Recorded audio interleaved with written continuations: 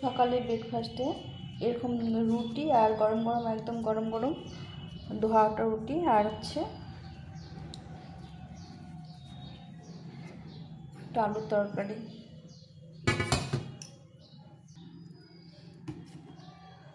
আর এরকম আলুর তরকারি। তো বন্ধুরা, এরকম সকালে যদি ব্রেকফাস্টে হয় কেমন লাগে বলো তো?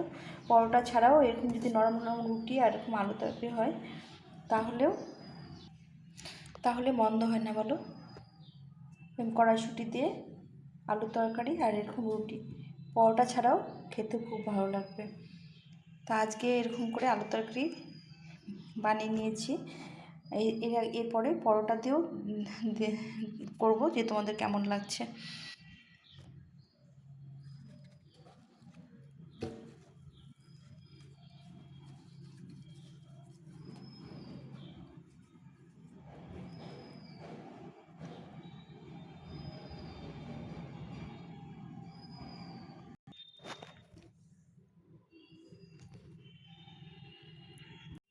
হ্যালো বন্ধুরা, তোমরা কেমন আছো? আশা করছি সবাই ভালো আছো, সুস্থ আছো। তো এই কড়াইশুঁটি দিয়ে আজকে একটা আলুর খুব টেস্টি তরকারি রেসিপি বানাবো। একদম চটজলদি হয়ে যায় আর খুব টেস্টি হয়, যেটা ভাত রুটি পরোটার সঙ্গে খেতে ভালো লাগে।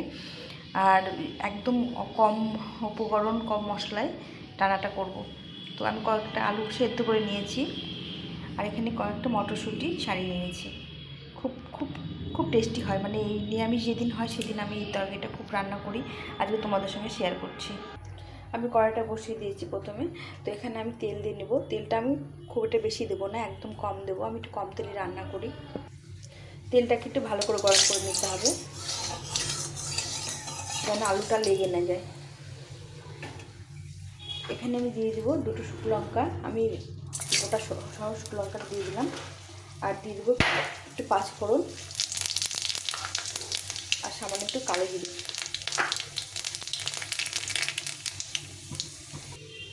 মশলাটা একটু ভাজা ভাজা হয়ে গেছে, এখন দিয়ে দেবো একটু সাদা জিরে। এই ফোড়নটাই তরকারিটায় স্বাদটা বাড়ায়। খুব এটা পুড়িয়ে মানে ফোড়নটা পোড়ানো যাবে না। এখন আমি দিয়ে দেবো পরিমাণ মতো টমেটো। টমেটোটা ভাজা হয়ে গেছে, তাকে সুন্দর লাল লাল করে ভেজে নিয়েছি। এখন দিয়ে দেবো পরিমাণ মতো লবণ, হলুদ গুঁড়ো,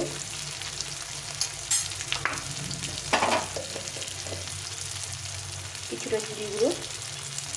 একদম কম মশলা লাগবে, মশলাটা একদম কম দিতে হবে, খুব একটা বেশি মশলা দিলে ভালো লাগবে না। আর দিব এখানে লঙ্কা গুঁড়ো। লঙ্কা গুঁড়োটা একটু বেশি দিতে হবে, ঝাল ঝাল লাগবে, খেতে ভালো লাগবে। দিয়ে এটাকে ভালো করে আবার একটু জল দিয়ে কষিয়ে নিতে হবে। সামান্য একটু জল দিয়ে কষিয়ে নিতে হবে। মশলা থেকে তেল ছেড়ে দিয়েছে। এখন দিয়ে দেবো কড়াইশুঁটি, কিছুটা ছাড়িয়ে রেখেছিলাম, এটা দিয়ে দেবো। দিয়ে একটু হালকা করে ভেজে নেব, মশলার সঙ্গে কষিয়ে নেব। এই শীতের সবজির মধ্যে কড়াইশুঁটি না দিলে মানে ভালো লাগে না। একটু ভেজে নেব ভালো করে। কড়াইশুঁটি দিয়ে একটু কষিয়ে নিলাম। কড়াইশুঁটি দিলে খেতে খুব ভালো লাগে। শীতের যে কোনো সবজির মধ্যে একটু কড়াইশুঁটি দিলে খেতে ভালো লাগে। এখন আমি এই আলুগুলো সেদ্ধ করে নিয়েছিলাম, এই আলুগুলো একদম ম্যাশ করে দেবো। একটু মানে গোটা গোটা রাখবো আর কিছুটা একদম ম্যাশ করে দেবো। এইভাবে করে সবগুলো আলু ভেঙে দেবো।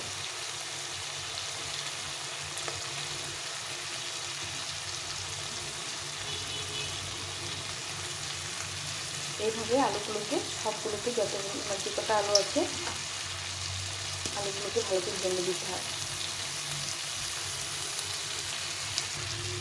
আলুগুলোকে এখন ভালো করে কষিয়ে নিতে হবে, মশলার সঙ্গে সুন্দরভাবে কষিয়ে নিতে হবে। গ্যাসের ফ্লেমটা একটু বাড়িয়ে দিয়ে এটাকে রান্না করে নিতে হবে কিছুক্ষণ ধরে।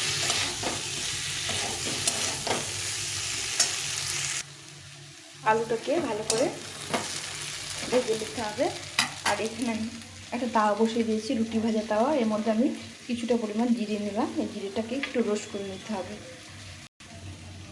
জিরেটা ভাজা হয়ে গেছে, একটু গরম করে শুধু একটু ভেজে নিতে হবে, হালকা করে ভেজে নিতে হবে, খুব যেন পুড়ে যায় না, খেতে ভালো লাগবে না, তেতো তেতো হয়ে যাবে। এখন এটাকে আমি বেটে নেব, একটু একটু দানা দানা করে শিলনোড়ায় বেটে নেব। আর এদিকে আলুটা ভাজা ভাজা হয়ে গেছে। এখন আমি একটু জল ফুটিয়ে রেখেছিলাম, এই জলটা দিয়ে দেবো। একটু ঝোলটা বেশি করে দিতে হবে যেন আলুটা গলা গলা হয়।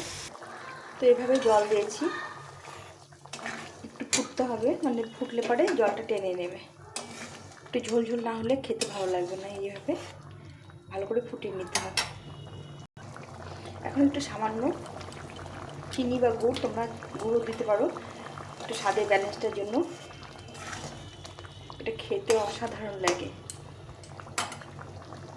এখানে জিরেটা গুঁড়ো করে নিয়েছি, দেখো খুব একটা গুঁড়ো করিনি, গোটা গোটা রেখেছি, এটা দাঁতে পড়লে খুব ভালো লাগে ভাজা জিরে।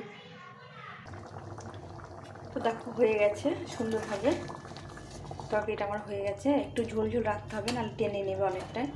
এখন আমি ভাজা জিরে গুঁড়োটা যেটা করেছিলাম সেটা দিয়ে দিলাম। এটা দিলে দারুণ একটা সেন্ট হয়, খেতে অপূর্ব লাগে। এটা শুধু রুটি পরোটা না, ভাত দিয়েও খেতে খুব ভালো লাগে। এইভাবে আমার হয়ে গেছে, এটা এখন নামিয়ে দিতে হবে। কি সুন্দর কালার এসছে দেখো, নামিয়ে দেব।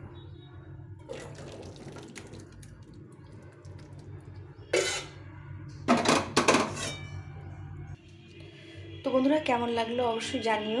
আমি তোমরা কমেন্ট করো, কমেন্টের আশায় আমি বসে থাকি যে কখন কে কমেন্ট করবে কীরকম হয়েছে, তাহলে রান্নার উৎসাহটাও বাড়ে, যে কোনো কিছু করার উৎসাহ বাড়ে। কেউ যদি কমেন্ট করে ভালো লাগে বা ভালো হচ্ছে, বা ভুল হলেও সেটাও বলতে হবে যে কীরকম হচ্ছে, তাহলে সেভাবে আমি আবার সেই যেটা ভুল হয়েছে তোমরা বলবে, সেভাবে আবার করব, সেভাবে আবার বানানোর চেষ্টা করব। তো এইভাবে আমি তরকারিটা রান্না করলাম। চলো তোমরা সঙ্গে থেকো, এভাবেই ভালো থেকো, সুস্থ থেকো। এখন এই পর্যন্তই,